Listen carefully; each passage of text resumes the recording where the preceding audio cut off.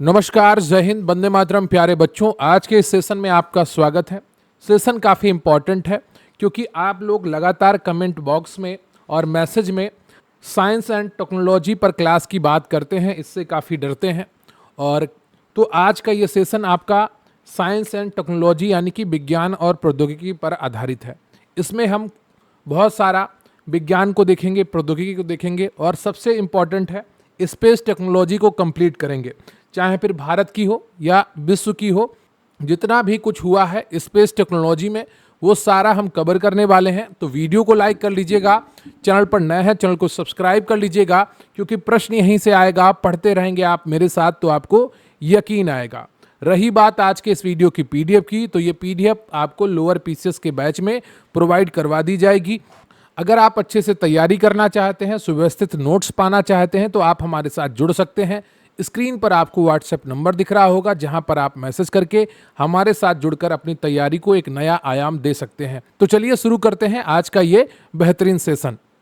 तो अभी हम संपूर्ण विज्ञान एवं अंतरिक्ष प्रौद्योगिकी कंप्लीट करेंगे।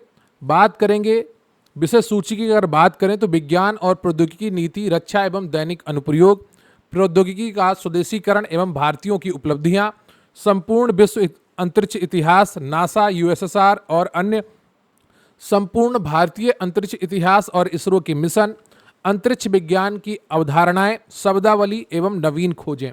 तो ये 5 भागों में आज की ये क्लास कंप्लीट होगी।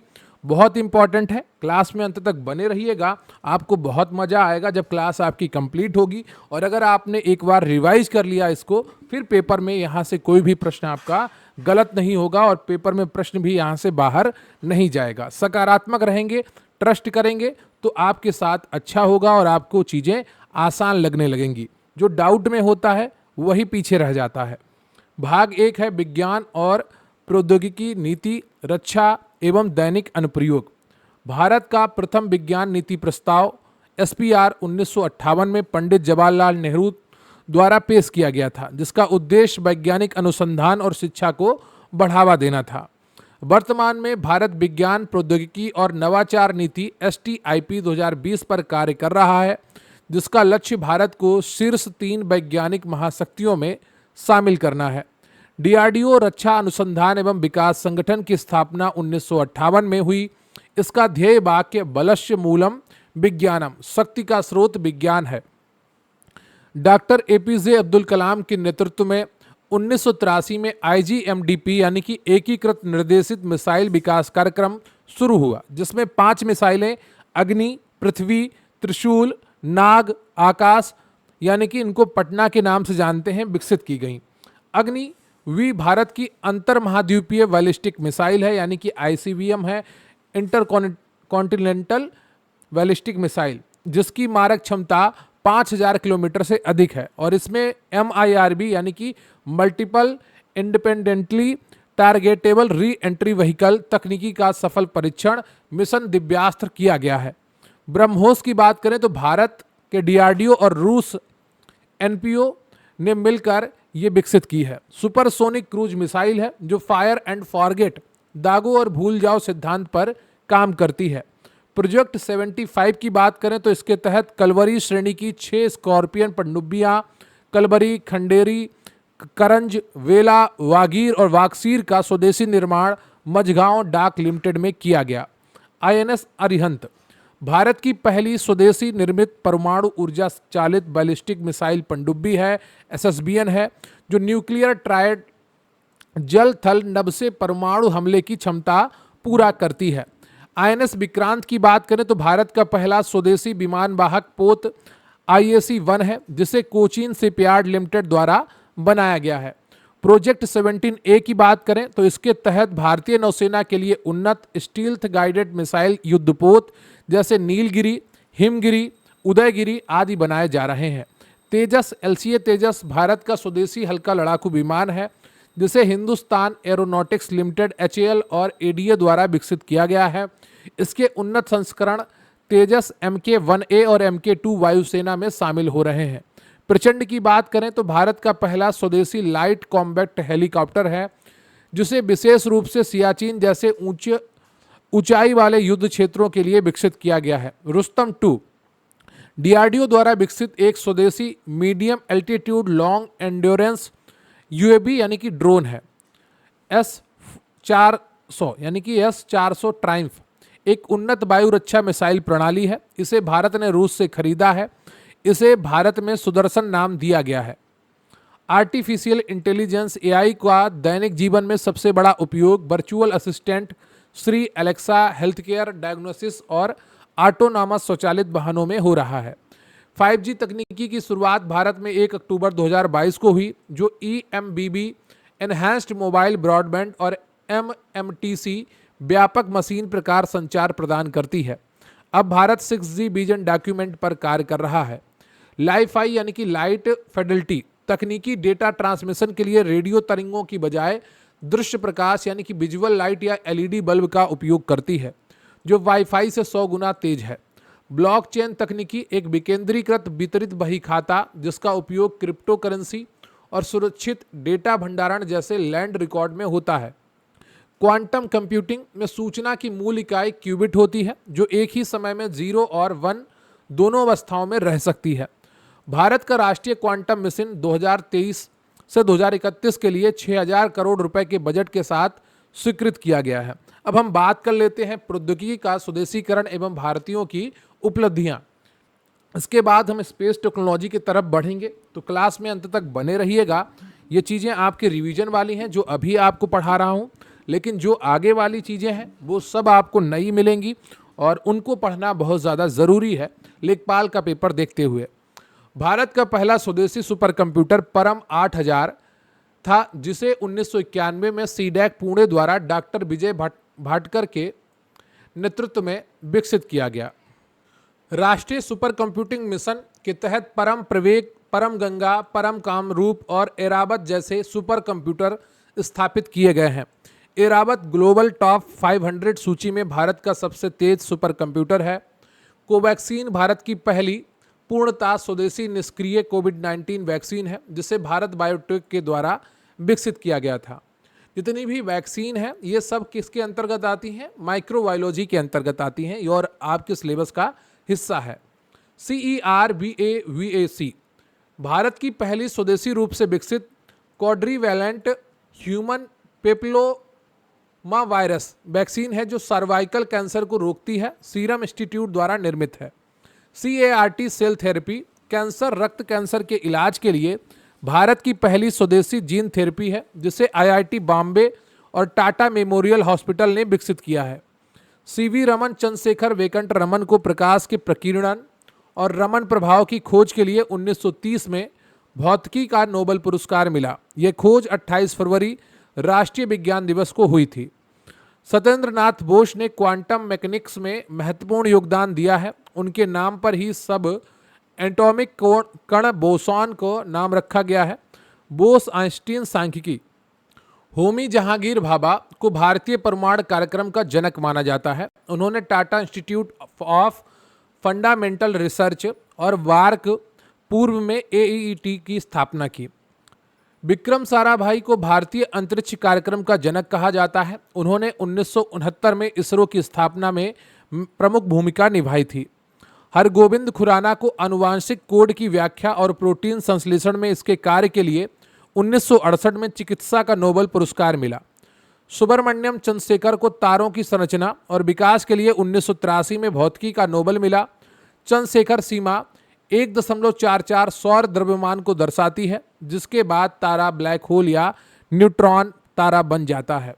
वेंकट रमन रामकृष्णन को राइबोसोम की संरचना और कार्य के अध्ययन के लिए 2009 में रसायन विज्ञान का नोबेल पुरस्कार प्रदान किया गया।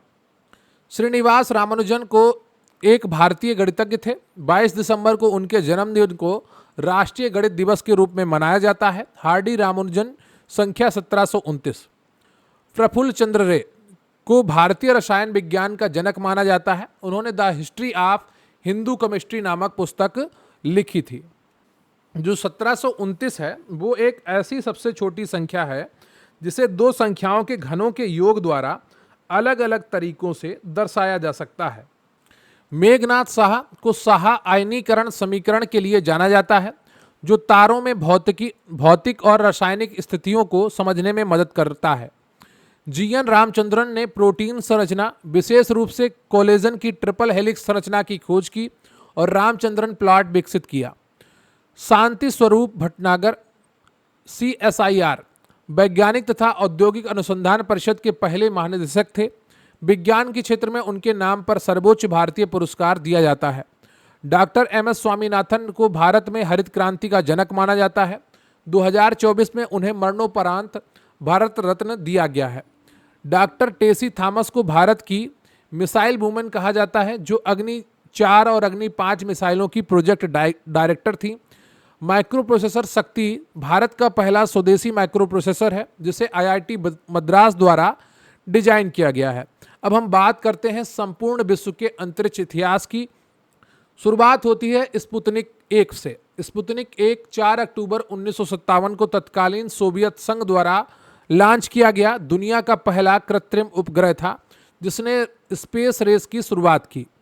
स्पुतनिक 2 1957 के माध्यम से अंतरिक्ष में जाने वाला पहला जीवित प्राणी लाइका नामक कुतिया थी। 12 अप्रैल 1961 को सोवियत अंतरिक्ष यात्री यूरी गागरिन वोस्तोक 1 अंतरिक्ष यान से अंतरिक्ष में जाने वाले पहले मानव बने। वेलेंटीना टेरेस्कोवा 1963 में वोस्ताक 6 मिशन के माध्यम से अंतरिक्ष में जाने वाली दुनिया की पहली महिला बनी। एलेक्सी लियोनोव ने 1965 में दुनिया का पहला स्पेस वॉक किया था। लूना 1 चंद्रमा के पास से गुजरने वाला पहला अंतरिक्ष यान था और लूना 2 चंद्रमा की सतह पर क्रैश लैंड करने वाला मानव निर्मित वस्तु थी और ये USSR यानी कि तत्कालीन रूस से भेजा गया था। लूना 9 1966 ने चंद्रमा की सतह पर दुनिया की पहली सॉफ्ट लैंडिंग की और वहां से पहली तस्वीरें भेजी। लूना 16 1970 सोवियत संघ का पहला रोबोटिक मिशन था, जो चंद्रमा से मिट्टी नमूने पृथ्वी पर वापस लाया। अब यहाँ तक पूरा जो कार्यक्रम था सोवियत संघ रूस का, वो काफ़ी आगे तक चला। इसके बाद अमेरिका ने कुछ ऐसी प्लानिंग करी और सोवियत संघ रूस टूट गया और फिर यहाँ से इनका जो स्पेस मिशन था, स्पेस मिशन में इनकी जो बढ़त बनी हुई थी वो यहाँ से ख़त्म हो जाती है और उस बढ़त को कौन हासिल कर लेता है? अमेरिका की space agency NASA. NASA national aeronautics and space administration की स्थापना 29 जुलाई 1958 को हुई थी। 1 अक्टूबर 1958 से कार्य प्रारंभ किया गया। एक्सप्लोरर 1 1958 अमेरिका का पहला उपग्रह था जिसने वैन एलन रेडिएशन बेल्ट की खोज की थी।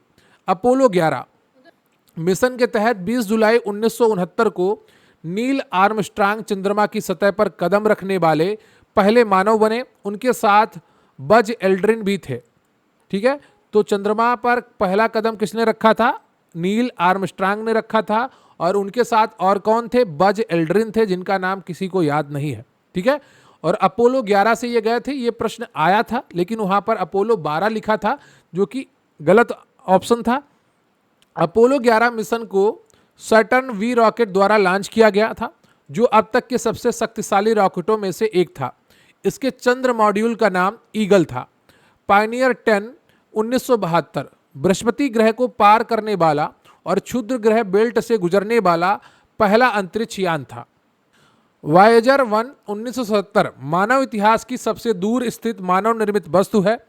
यह 2012 में इंटरस्टेलर स्पेस तारकीय अंतरिक्ष में प्रवेश करने वाला पहला यान बना।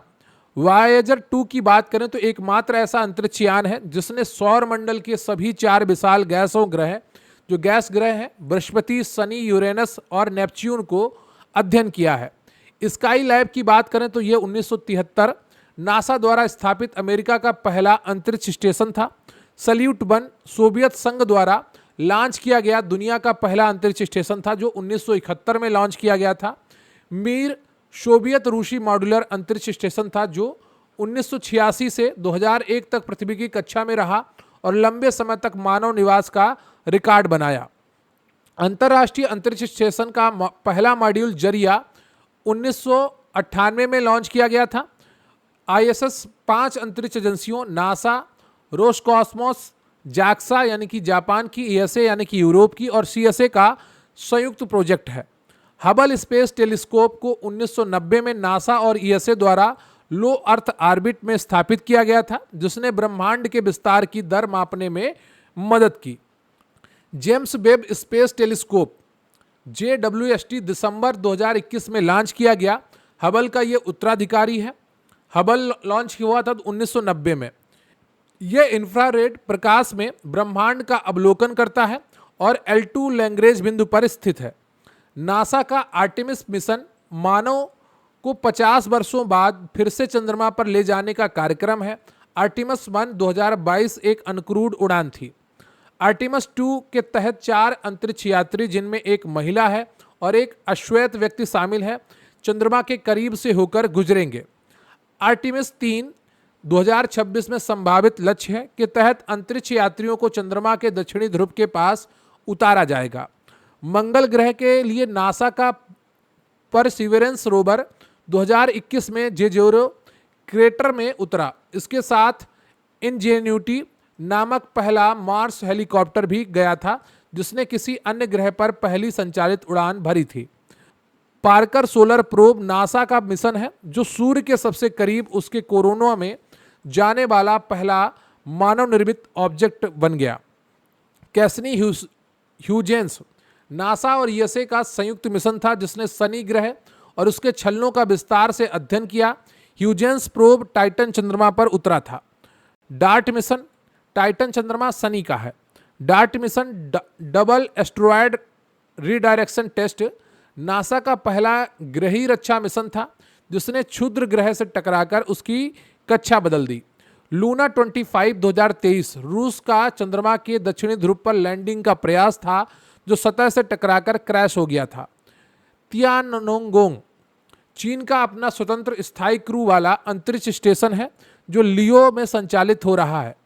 चीन का चांग ई 4 2019 चंद्रमा के सुदूर हिस्से पर उतरने वाला दुनिया का पहला अंतरिक्ष यान था। चांग ई 6 मिशन के जरिए चीन चंद्रमा के सुदूर हिस्से से मिट्टी और चट्टान के नमूने पृथ्वी पर लाने वाला पहला देश बन गया है। जापान की अंतरिक्ष एजेंसी जाक्सा का SLIM smart lander for investigating moon 2024 में चंद्रमा पर उतरा, जिससे जापान चांद पर सॉफ्ट लैंडिंग करने वाला 5वां देश बन गया। इसे मून स्निपर कहा गया। ओसिरिक्स रेक्स नासा का मिशन है, जो 2023 में क्षुद्र ग्रह बेनू से नमूने लेकर सफलतापूर्वक पृथ्वी पर लौटा है। होप प्रोब संयुक्त अरब अमीरात का पहला मंगल मिशन है, जिसने उसे मंगल पर पहुंचने वाला पहला अरब देश बनाया। न्यू होराइजन्स नासा का मिशन है, जिसने 2015 में प्लूटो की पहली नज़दीकी तस्वीरें ली और कुइपर बेल्ट का अध्ययन किया। जूश मिशन ESA यूरोपीय अंतरिक्ष एजेंसी द्वारा लॉन्च किया गया है, जो बृहस्पति के बर्फीले चंद्रमाओं गेनीमेड, कैलिस्टो, यूरोपा पर महासागरों की खोज करेगा। यूरोपा क्लिपर नासा पर एक प्रमुख मिशन है। अक्टूबर 2024 में लॉन्च किया गया, जो बृहस्पति के चंद्रमा यूरोप के उपसतह महासागर में जीवन की संभावनाओं की जांच करेगा। फाल्कन 9 स्पेस एक्स द्वारा विकसित दुनिया का पहला आंशिक रूप से पुनः प्रयोज्य कक्षीय प्रक्षेपण यान रॉकेट है। स्टारशिप एलन मस्क की कंपनी स्पेस एक्स द्वारा विकसित दुनिया का सबसे बड़ा और सबसे शक्तिशाली super heavy lift launch vehicle है, जिसे मंगल ग्रह पर इंसानों को ले जाने के लिए डिजाइन किया गया है। स्टारलिंक स्पेस एक्स की एक सैटेलाइट इंटरनेट पहल है, जिसमें लो अर्थ ऑर्बिट में हजारों छोटे उपग्रहों का एक नक्षत्र स्थापित किया गया है। गैलीलियो यूरोपीय संघ का अपना वैश्विक नेविगेशन सैटेलाइट सिस्टम है। ग्लोनास रूस का और वैदो चीन का वैश्विक नेविगेशन सैटेलाइट सिस्टम है। केसलर सिंड्रोम अंतरिक्ष मलबे से जुड़ी एक सैद्धांतिक अवधारणा है, जहां लियो में टकराव की एक श्रृंखला प्रतिक्रिया शुरू हो सकती है, जिससे अंतरिक्ष उपयोग के लिए अनुपयुक्त हो जाएगा। क्लियर स्पेस 1 यूरोपीय अंतरिक्ष एजेंसी का अंतरिक्ष मलबे को साफ करने वाला दुनिया का पहला प्रायोगिक मिशन है। अब हम बात करेंगे अपने नेक्स्ट सेक्शन की, जिसमें हम संपूर्ण भारतीय अंतरिक्ष इतिहास और इसरो के मिशन को देखेंगे। तो शुरुआत करते हैं। भारत में अंतरिक्ष अनुसंधान की शुरुआत 1962 में इनकोस्पार भारतीय राष्ट्रीय अंतरिक्ष अनुसंधान समिति के गठन के साथ हुई, जिसके अध्यक्ष डॉक्टर विक्रम साराभाई थे। 15 अगस्त 1969 को इनकोस्पार को पुनर्गठित करके इसरो भारतीय अंतरिक्ष अनुसंधान संगठन की स्थापना की गई। इसका मुख्यालय बेंगलुरु में है। भारत ने 1963 में तिरुवनंतपुरम के पास Thumba equatorial rocket launching station से अपना पहला sounding rocket Nike Apache America निर्मित लॉन्च किया था। भारत का पहला स्वदेशी परिज्ञापी रॉकेट रोहिणी 75 1967 में लॉन्च किया गया, जिसका शॉर्ट नेम RH-75 था। भारत का पहला कृत्रिम उपग्रह आर्यभट्ट 19 अप्रैल 1975 को सोवियत संघ के कॉस्मोस 3M रॉकेट कपुस्टिन यार बेस द्वारा लॉन्च किया गया था। SLV-3 satellite launch vehicle 3 Bharat का पहला स्वदेशी प्रायोगिक प्रक्षेपण यान था, जिसके project director doctor APJ Abdul Kalam थे। 1980 में इसके द्वारा रोहिणी RS-1 उपग्रह लॉन्च किया गया। राकेश शर्मा 3 अप्रैल 1984 को सोवियत संघ के सोयूज T-11 मिशन के तहत अंतरिक्ष में जाने वाले पहले भारतीय बने। उन्होंने अंतरिक्ष से इंदिरा गांधी को सारे जहां से अच्छा कहा था। तो इंदिरा गांधी से बात करते समय उन्होंने कहा था सारे जहां से अच्छा हिंदुस्तान हमारा। APPLE Ariane passenger payload experiment 1981 Bharat का पहला प्रायोगिक भूस्थैतिक यानी कि जियो स्टेशनरी संचार उपग्रह था। इसे बैलगाड़ी पर रखकर परीक्षण के लिए ले जाने की तस्वीर प्रसिद्ध है। कल्पना चावला की बात करें तो अंतरिक्ष में जाने वाली भारतीय मूल की पहली महिला थी। 1997 में कोलंबिया शटल से गई थी। दुर्भाग्यवश 2003 में स्पेस शटल कोलंबिया STS-107 दुर्घटना में उनका निधन हो गया। उनके सम्मान में भारत के पहले मौसम उपग्रह METSAT-1 का नाम कल्पना 1 रखा गया। सुनीता विलियम्स भारतीय मूल की दूसरी अमेरिकी अंतरिक्ष यात्री हैं।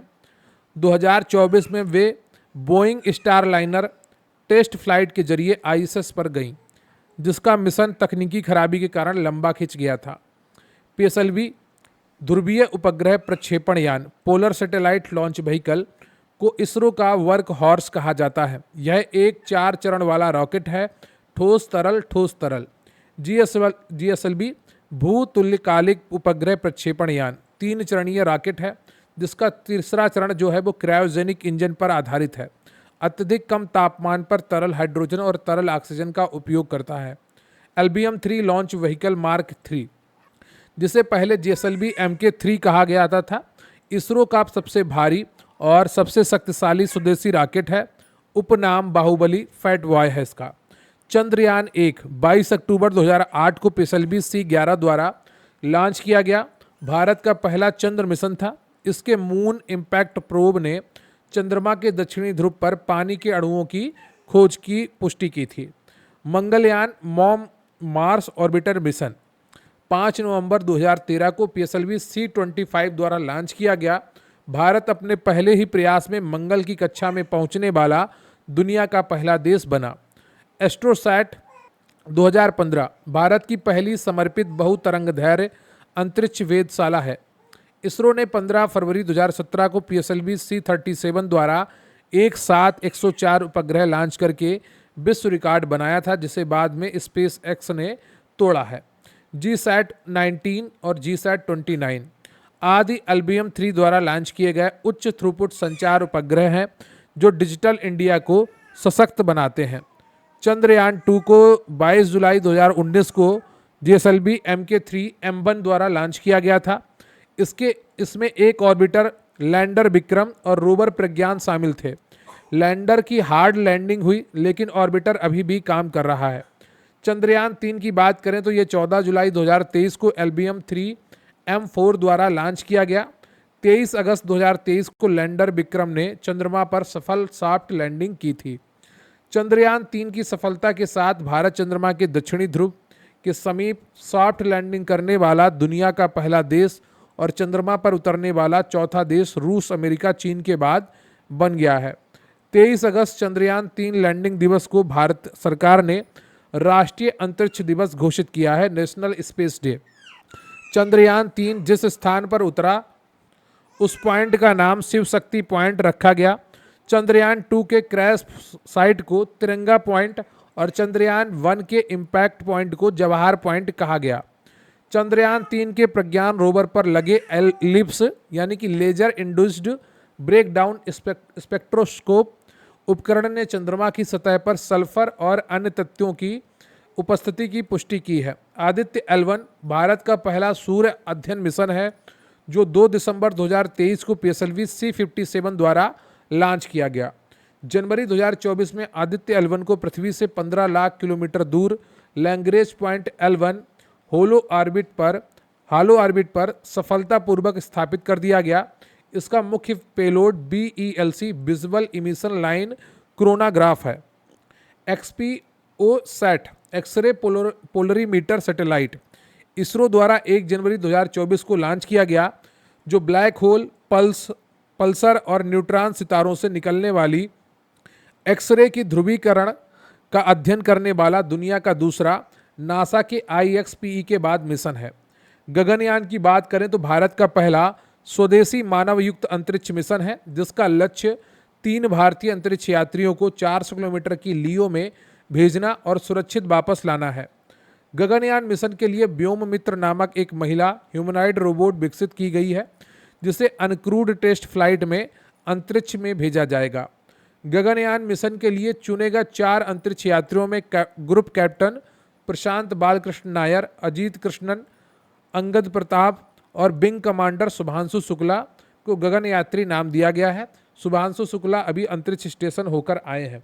CE-20 क्रायोजेनिक इंजन गगनयान के लिए इस्तेमाल किया जाने वाला लॉन्च व्हीकल LBM-3 है, जिसे अब human rated launch vehicle HLBM-3 कहा जा रहा है, कि क्रायोजेनिक चरण को पावर देगा।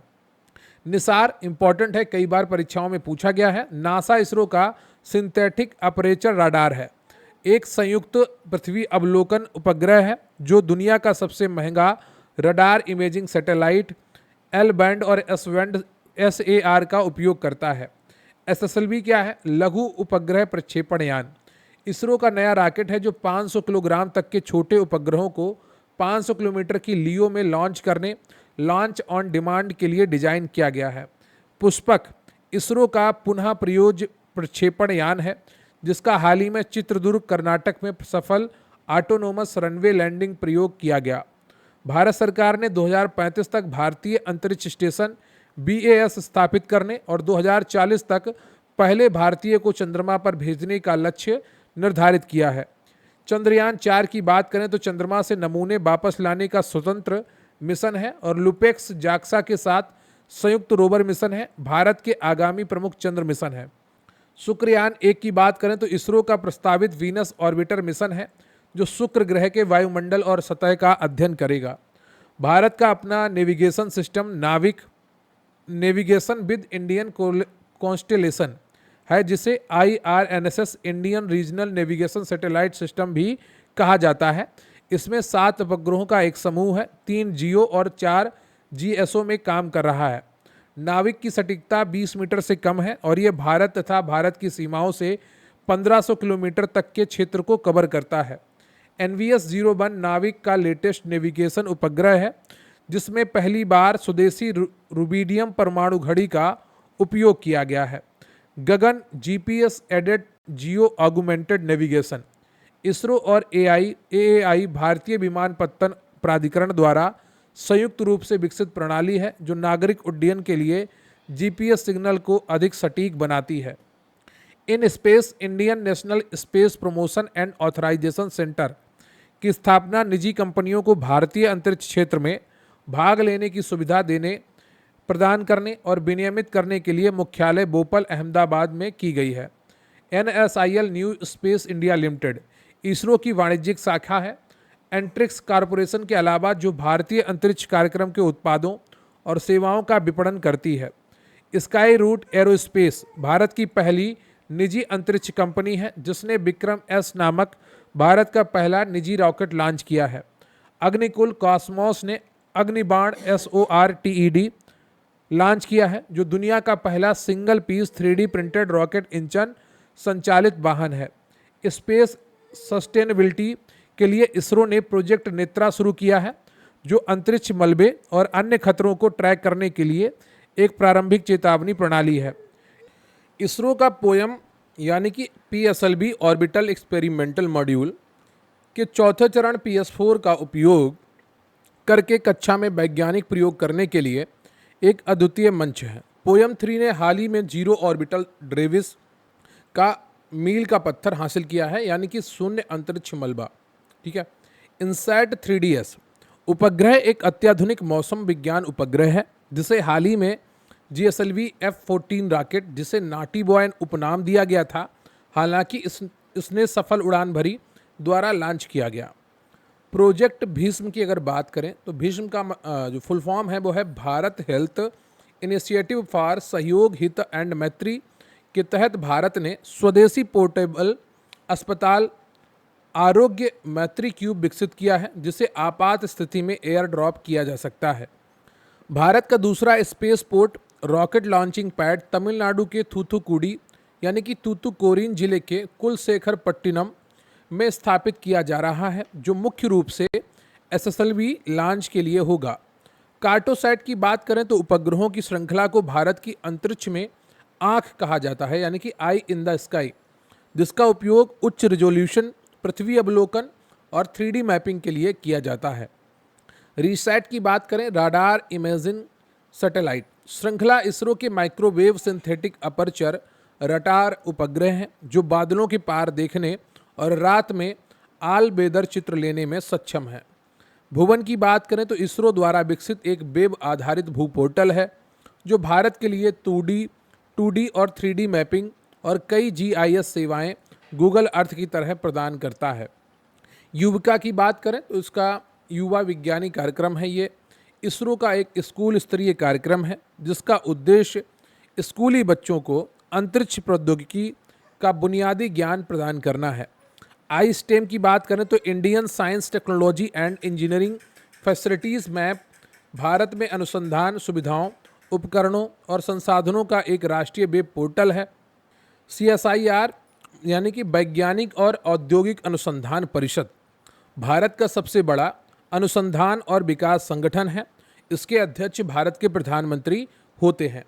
अब हम बढ़ेंगे नेक्स्ट सेक्शन की तरफ, जिसका नाम है अंतरिक्ष विज्ञान की अवधारणाएं, शब्दावली एवं नवीन खोजें।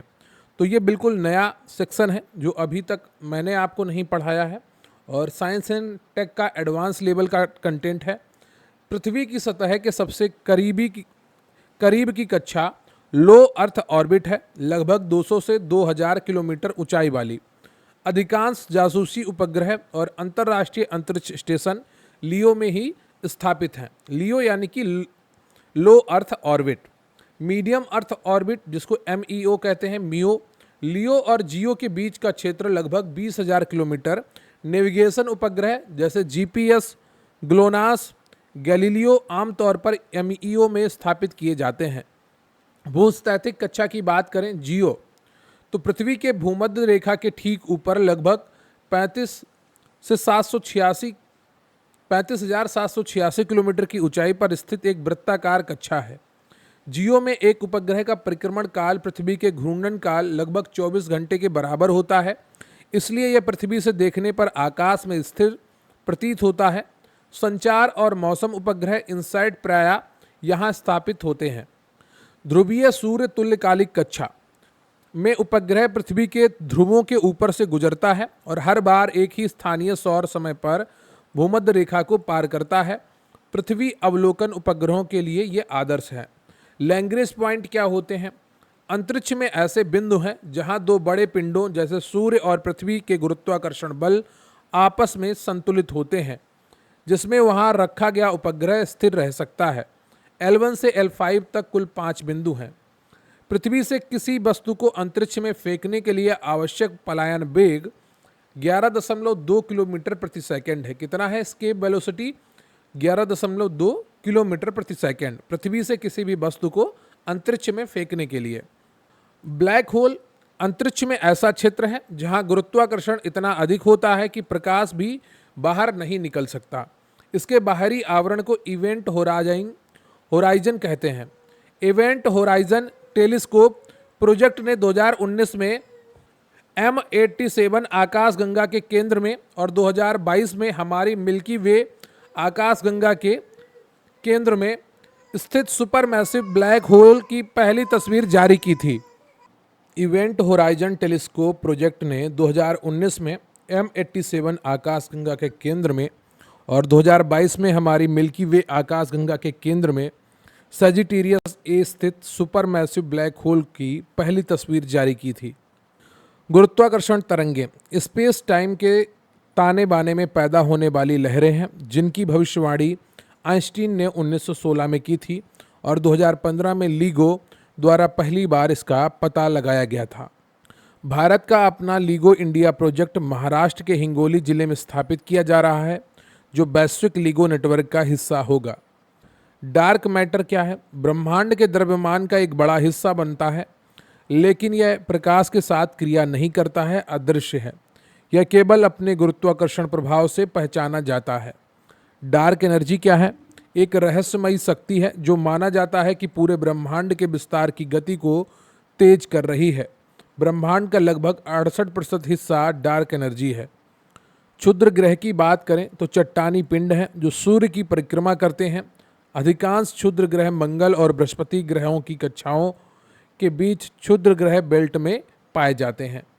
धूमकेतु की बात करें तो धूल, बर्फ और गैसों के बने पिंड हैं।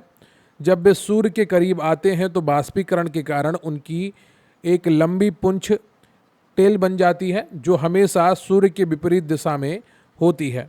उदाहरण के लिए हैली धूमकेतु कॉमेट हर 76 वर्ष में। उल्का की बात करें तो जिन्हें आमतौर पर टूटता हुआ तारा कहा जाता है, अंतरिक्ष की चट्टानें हैं जो पृथ्वी के वायुमंडल विशेषकर मध्यमंडल में प्रवेश करते हैं। घर्षण के कारण जलने लगती हैं। जो टुकड़े पृथ्वी की सतह तक पहुंच जाते हैं उन्हें उल्कापिंड कहते हैं। एक्सोप्लैनेट वे ग्रह हैं जो हमारे सौर मंडल के बाहर किसी अन्य तारे की परिक्रमा करते हैं। पहला खोजा गया एक्सोप्लैनेट 51 पेगासी बी था। गोल्डीलॉक्स जोन किसी तारे के चारों ओर का वह क्षेत्र है जहां का तापमान ना तो बहुत गर्म और ना ही बहुत ठंडा होता है, जिससे ग्रह की सतह पर तरल पानी मौजूद रह सकता है। जीवन की संभावना को दर्शाता है। गॉड पार्टिकल की बात करें तो ये हिग्स बोसान वह उप परमाणविक कण है जो अन्य कणों को द्रव्यमान प्रदान करने के लिए उत्तरदायी है। इसकी खोज 2012 में CERN के लार्ज हैड्रॉन कोलाइडर में हुई थी। सौर पवन सूर्य के ऊपरी वायुमंडल कोरोना से लगातार निकलने वाले आवेशित कणों, मुख्य रूप से इलेक्ट्रॉन और प्रोटॉन की धारा है। जब सौर पवन के कण पृथ्वी के चुंबकीय क्षेत्र से टकराते हैं तो ध्रुवीय आकाश में रंगीन प्रकाश उत्पन्न होता है। इसे उत्तरी ध्रुव पर अरोरा बोरेलिस और दक्षिणी ध्रुव पर अरोरा ऑस्ट्रेलिस कहा जाता है। अंतरिक्ष कवाड़ या स्पेस जंक या डेवरीज में पुराने काम न करने वाले उपग्रह, रॉकेट के चरण और पेंट के टुकड़े शामिल हैं। लियो में अत्यधिक उच्च गति लगभग 28,000 किलोमीटर प्रति घंटा से ये घूम रहे हैं।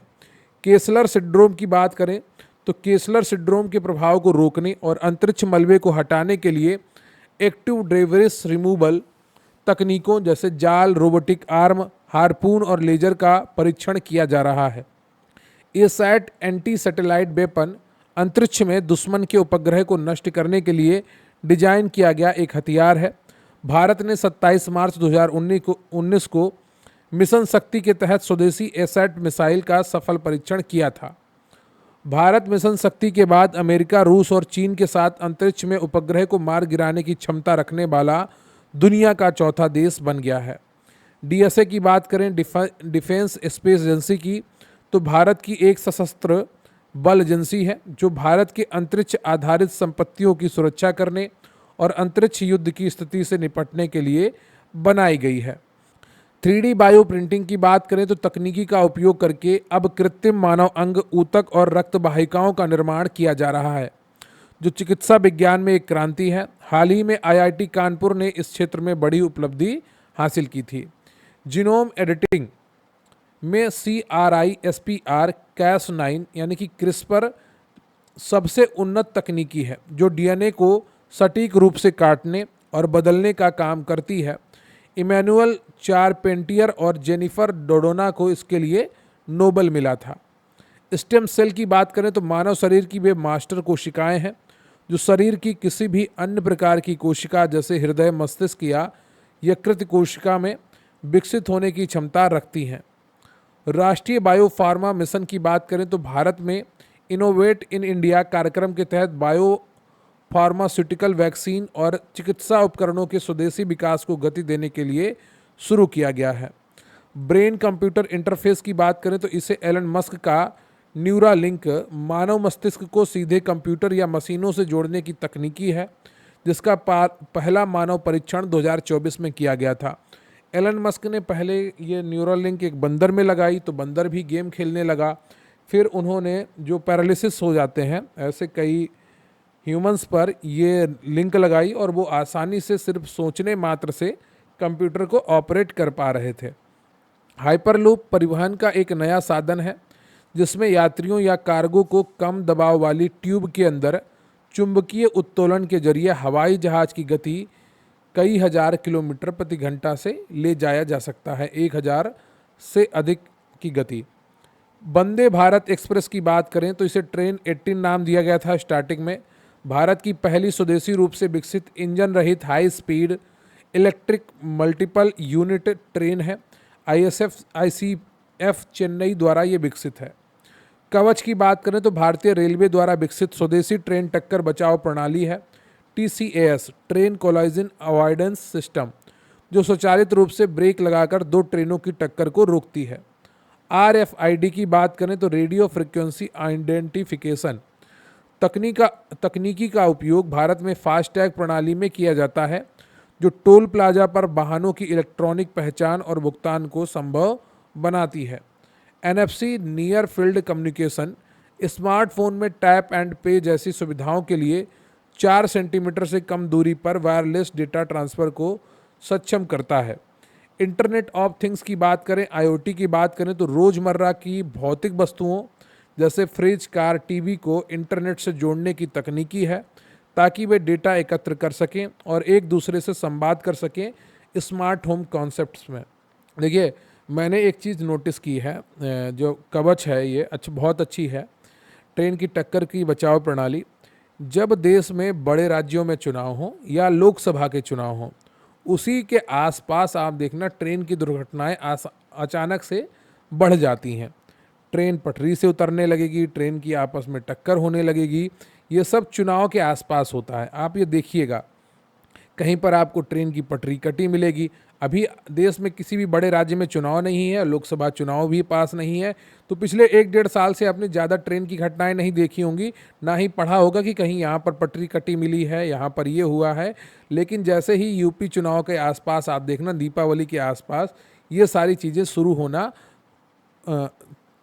होने लगेंगी। मैंने पिछले 8-10 साल में ये नोटिस किया है कि जितनी भी ट्रेन की दुर्घटनाएं होती हैं या पटरी कटना या ट्रेनों का आपस में भिड़ना, ये चुनाव के आसपास ही देखने को मिलता है। अब भगवान जाने इसका क्या कारण है।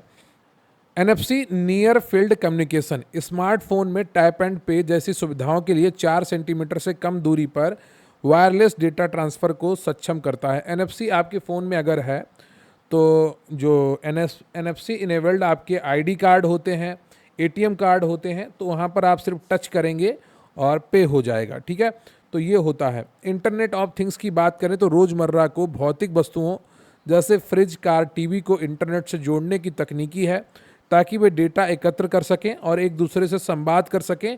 स्मार्ट होम कॉन्सेप्ट में रेफ्रिजरेटर आपके IoT वाले आने लगे हैं, टीवी आपकी IoT वाली आने लगी है, पंखे आपके IoT वाले आने लगे हैं, वॉशिंग मशीन आपकी IoT वाली आने लगी हैं। यानी कि आप कहीं पर भी हैं उनको अपने फ़ोन से ऑपरेट कर सकते हैं, सिग्नल भेज सकते हैं अगर घर में आपने वाईफाई राउटर लगा रखा है। वाटनेट की बात करें तो हैक किए गए कंप्यूटरों और IoT उपकरणों का एक नेटवर्क है जिसे साइबर अपराधी DDoS distributed denial of service हमलों को अंजाम देने के लिए ज़ोंबी के रूप में इस्तेमाल करते हैं। रैंसमवेयर की बात करें तो एक प्रकार का मैलवेयर है जो उपयोगकर्ता के डेटा को एनक्रिप्ट यानी कि लॉक कर देता है और उसे अनलॉक करने के लिए क्रिप्टो करेंसी में फिरौती की मांग करता है। उदाहरण के लिए बानाक्राई, पेटा, लॉकबिट। CERT इन भारतीय कंप्यूटर आपातकालीन प्रतिक्रिया टीम इलेक्ट्रॉनिक्स और IT मंत्रालय के तहत भारत की राष्ट्रीय साइबर सुरक्षा नोडल एजेंसी है जो साइबर खतरों और हैकिंग के खिलाफ काम करती है। डीप फेक की बात करें तो आर्टिफिशियल इंटेलिजेंस और एआई और डीप लर्निंग का उपयोग करके बनाए गए अत्यधिक यथार्थवादी लेकिन फर्जी वीडियो या ऑडियो हैं जो आजकल चुनाव और राष्ट्रीय सुरक्षा के लिए एक बड़ा खतरा है। जनरेटिव एआई की बात करें जैसे चैट जीपीटी या जेमिनी, ऐसे मॉडल हैं जो उपयोगकर्ता के संकेत को आधार पर टेक्स्ट, इमेज, ऑडियो या कोड का नया डेटा उत्पन्न कर सकते हैं।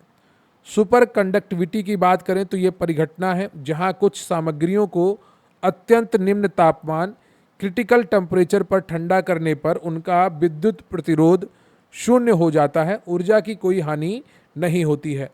आईटीईआर की बात करें तो अंतर्राष्ट्रीय थर्मोन्यूक्लियर प्रायोगिक रिएक्टर फ्रांस में बन रहा है, दुनिया का सबसे बड़ा परमाणु संलयन रिएक्टर है। भारत भी इस कृत्रिम सूर्य परियोजना का एक सक्रिय सदस्य है। थोरियम आधारित रिएक्टर की बात करें तो भारत के पास दुनिया का सबसे बड़ा थोरियम भंडार केरल के मोनोजाइट रेत में है। भारत का 3 चरणीय परमाणु कार्यक्रम डॉक्टर भाभा द्वारा निर्मित अंततः थोरियम आधारित एडवांस हेवी वाटर रिएक्टर का उपयोग करेगा। तो भारत ने इसमें सफलता हासिल कर ली है हाल ही में और थोरियम आधारित रिएक्टर बनाने में सफल हो गया है। ककरापार KAPP3 या KAPP4 परमाणु ऊर्जा संयंत्र गुजरात भारत के पहले स्वदेशी रूप से विकसित 700 MWE के दबाव युक्त भारी जल रिएक्टर हैं जो पूरी क्षमता पर काम कर रहे हैं। Prototype fast breeder reactor PFBR 500 MWE का रिएक्टर है जो कलपक्कम तमिलनाडु में स्थापित किया गया है। ये भारत के परमाणु कार्यक्रम के दूसरे चरण का मुख्य हिस्सा है जो ईंधन से अधिक प्लूटोनियम उत्पन्न करता है।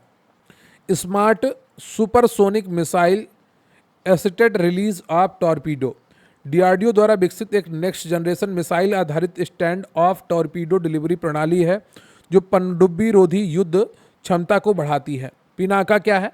भारत द्वारा स्वदेशी रूप से विकसित एक मल्टी बैरल रॉकेट लॉन्चर प्रणाली है जो मात्र 44 सेकंड में 12 रॉकेट दाग सकती है। भगवान शिव के धनुष के नाम पर ये इसका नाम रखा गया है।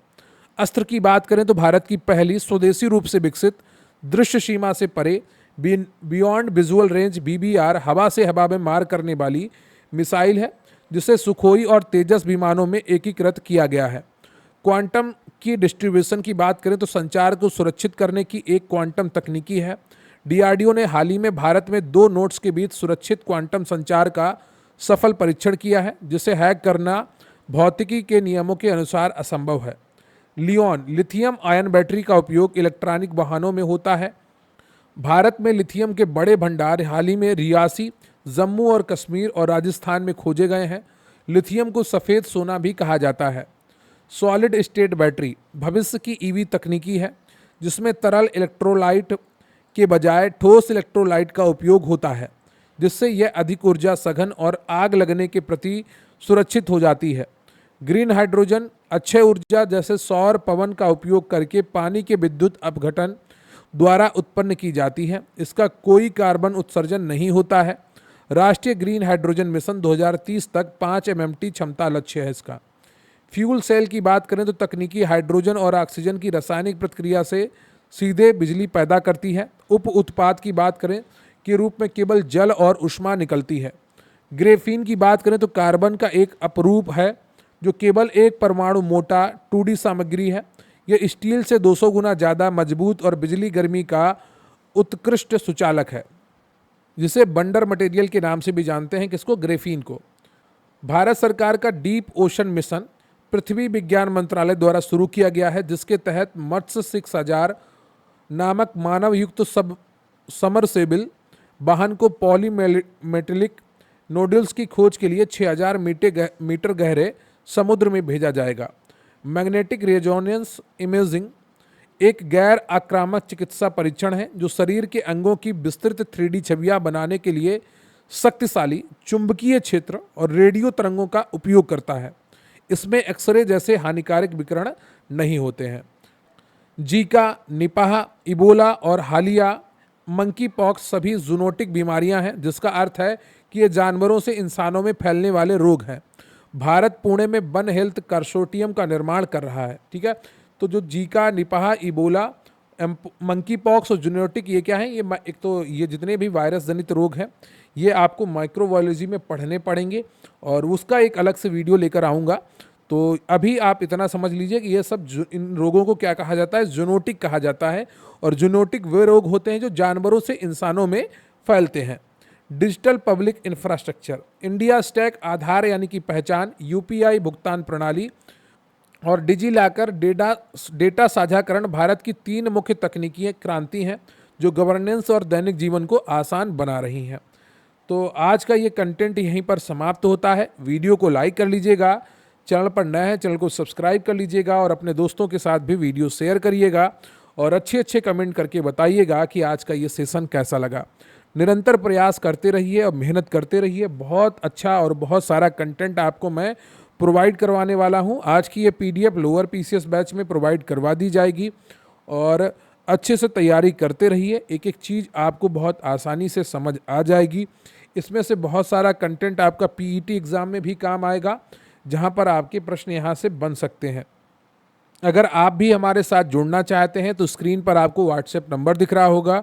लोअर पीसीएस के लिए बहुत छोटी फीस है। आपको बहुत लोग कहेंगे कि हम लोअर पीसीएस का सिर्फ इतने में दे देंगे, लेकिन यकीन मानकर चलिए हमसे बेहतर कंटेंट आपको कोई प्रोवाइड नहीं कराएगा। फिर वही लोग कहेंगे यूपी जीके आप अलग से ले लीजिए और कंप्यूटर अलग से ले लीजिए, फिर आपसे वही 500-600 रुपए वसूलेंगे। लेकिन हम आपको इसमें यूपी जीके भी प्रोवाइड करा रहे हैं, कंप्यूटर भी पूरा प्रोवाइड करवा रहे हैं, साथ में आपका क्विक रिवीजन थ्योरी नोट्स हैं, बहुत आसानी से आप उनको प्रिंट करवा सकते हैं। इसके अलावा आपको हर टॉपिक का वन लाइनर भी मिलेगा, जिससे आपका रिवीजन बहुत आसान हो जाएगा और चीज़ें बहुत ही स्पष्ट रूप से आपको याद होने लगेंगी जब बार बार उन वन लाइनर्स का आप रिवीजन करेंगे। तो ख़त्म करते हैं आज की इस बात को यहीं पर। मिलेंगे फिर किसी अन्य वीडियो में। तब तक के लिए जय हिंद, जय भारत।